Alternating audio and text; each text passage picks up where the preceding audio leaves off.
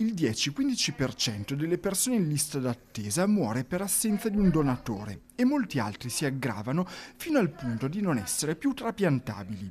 La donazione di organi è un modo per salvare delle vite. La principale criticità è il fatto che molto spesso noi chiediamo il consenso ai familiari e invece il senso di questa campagna è proprio quello di invitare le persone a informarsi, ad esprimere in vita il loro consenso alla donazione, per togliere questa incombenza ai familiari. Esprimere il consenso in vita è semplice e può essere fatto in 5 modi. Quello più comune è al momento del rinnovo della carta d'identità, ma si può anche scriverlo su un foglio bianco. Il sito crtveneto.it spiega in concreto come fare. La regione è impegnata in prima linea. Facciamo formazione degli operatori a livello comunale, facciamo informazione a tutti i livelli sul territorio della Regione Veneto proprio per agevolare quella che è la donazione.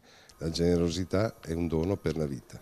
Non esistono limiti di età per donare gli organi. Il donatore più anziano l'anno scorso aveva 87 anni. Può farlo chi in passato ha avuto l'epatite, ma anche le stesse persone affette da AIDS.